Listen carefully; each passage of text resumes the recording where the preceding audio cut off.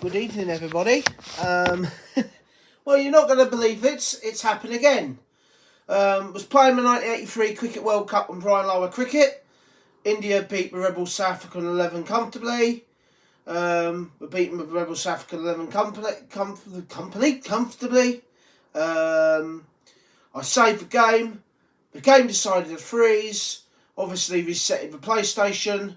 Got back onto Brian Lara Cricket. Noticed that the 1983 World Cup, which I would played 27 games in and was coming towards the end of the group stage, had disappeared.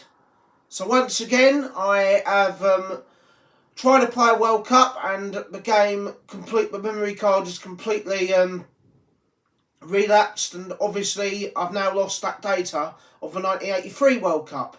So now I've tried the 1983 and the 1991 World Cup this summer, and both of them have frozen, and then as I've reset the game, my memory card has somehow deleted both of them, even though I didn't delete them.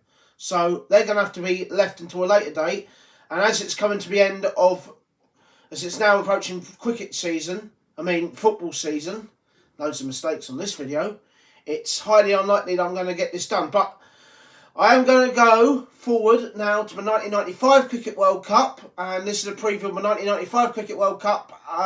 12 teams, 2 groups of 6, top 4 teams go into the quarterfinals. Remember, first place fourth, second place third, third place second, and fourth place first out of Group 1 and Group 2.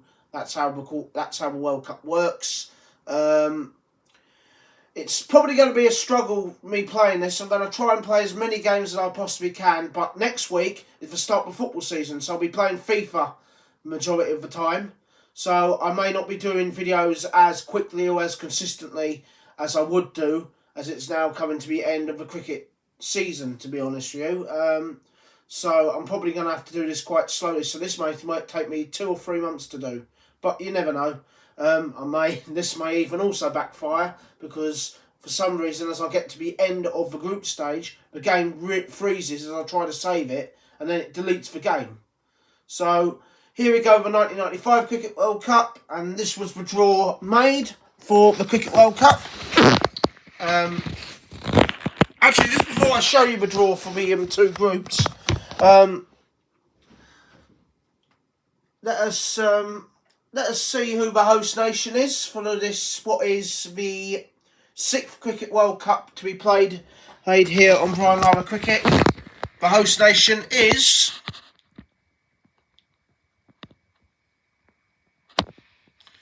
Well, this ain't good, is it? Pakistan. So Pakistan hosting the Cricket World Cup for the first time. These are the 6 venues. Lahore, Gujranwala, Rawalpindi, Peshawar, Karachi, and finally Faisalabad. So those are the 6 venues for the 1995 Cricket World Cup here in Pakistan. First time that Pakistan's hosted the tournament, and this is a group draw. England, Australia, Kenya, Holland, South Africa, and Pakistan. Pakistan put in a relatively comfortable group. You would think that they'd qualify out of that. I mean, look at that for an opening match. England versus Australia, a repeat of the 1987 World Cup final, which Australia dramatically won by 7 runs in the best World Cup final ever, in my opinion. He also got memories of the group match where Alan Lamb hit 17 of the final over to win the match with 2 balls remaining, and obviously that epic semi-final in the first World Cup in 75 at Nottingham, where Australia bowled England out for 93, and then England had them 39 for 6, but Gilmore followed up his 6 for 14 with 21 not out. I think it was 21 not out. What an opening match to the tournament. A dream start to the 1995 World Cup, seeing the old enemy play each other. England, Australia, Kenya, Holland, South Africa and Pakistan. Group 2 is a little bit more difficult. You've got 5 test playing nations with Zimbabwe in it. You've got India, Sri Lanka, United Arab Emirates, West Indies, New Zealand, Zimbabwe. Now this is my fourth right for the group. I do believe South Africa are actually second favourites to win the World Cup, and Australia are many people's favourites to win the World Cup in Pakistan. Pakistan and South Africa are joint second favourites, so you've got 3 favourites there. England, have really gone backwards the last 4 years since the last tournament.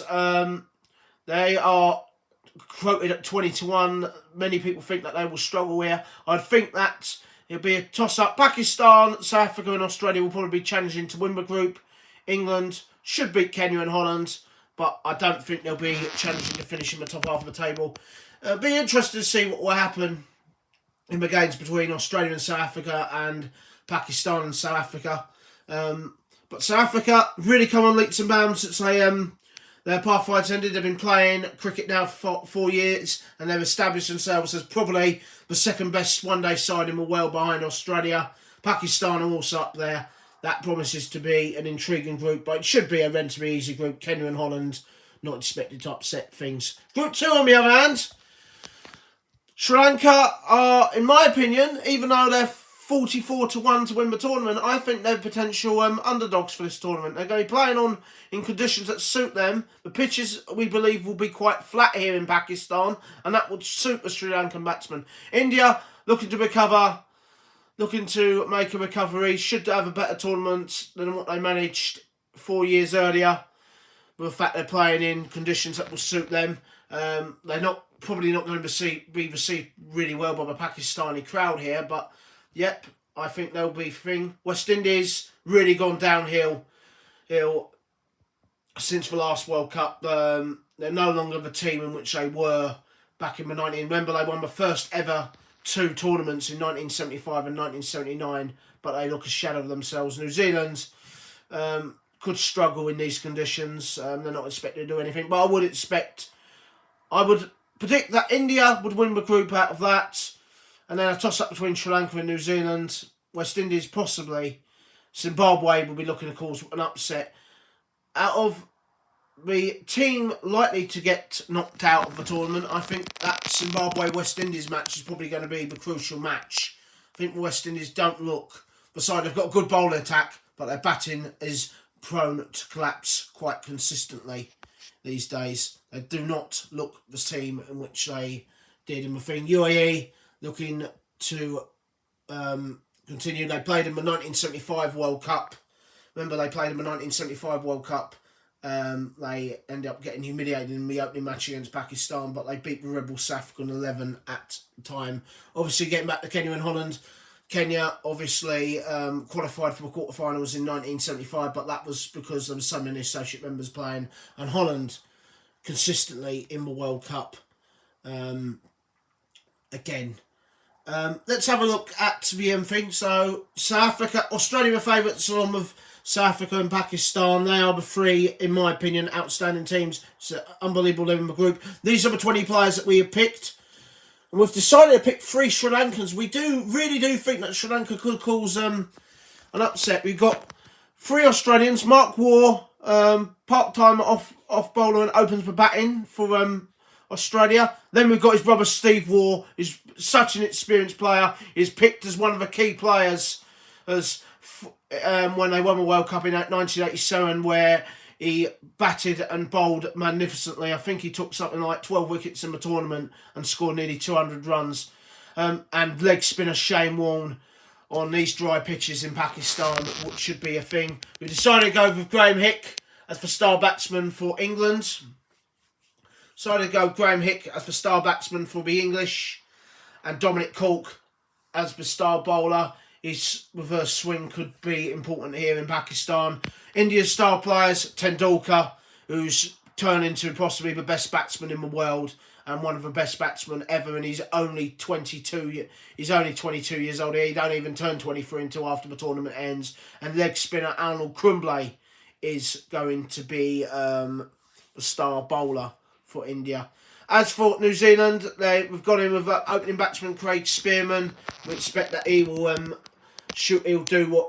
he'll attack the opening 10-15 overs as in the tournament. We put him down as the star batsman for New Zealand. The star bowler is actually going to be Shane Thompson. So they're a bit of a left-wing pick, to be honest with you. Off spin. Looks to be very economical. Whether he'll take wickets here in Pakistan, we'll remain to wait and see. Omar Saleh Brilliant opening batsman, proved himself time and time again, and bowls a bit of slow left arm Chinaman, slow left arm wrist spin. He's been picked as the star batsman mainly, and Waka Yunis is fit for this tournament, playing in his first ever World Cup tournament. He is going to be so crucial for Pakistan. He is one of the best fast bowlers in the world. As for the South Africans, we decided to go in with Captain Anzi Cronje, part-time medium pace, and a very aggressive middle order batsman. He's going to be crucial, and his captaincy is going to be crucial as well. And surprisingly, we've gone with a bit of a left wing field with Craig Matthews in this tournament. We feel Craig Matthews could end up being very economical, and in a tournament in which we're expecting it'll be very difficult to get wickets on these pitches here in Pakistan. We think that his line and length bowling could be pretty good. As I said, Sri Lanka we think could be potential underdogs, so we picked 3 players. Sanath Jayasuriya as no longer a middle order batsman, he's now a top order batsman, opens the batting, very aggressive.